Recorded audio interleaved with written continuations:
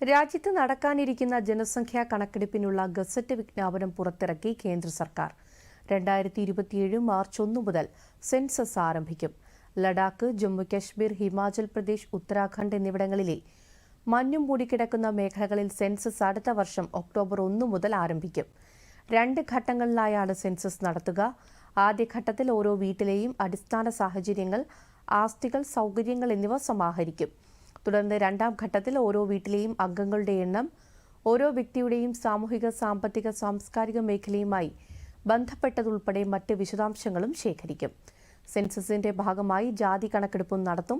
Census പ്രവർത്തനങ്ങൾക്കായി ഏകദേശം 34 ലക്ഷം എന്യൂമറേറ്റർമാരെയും സൂപ്പർവൈസർമാരെയും ഏകദേശം 1.3 ലക്ഷം സെൻസസ് പ്രവർത്തകരെയും നിയോഗിക്കും.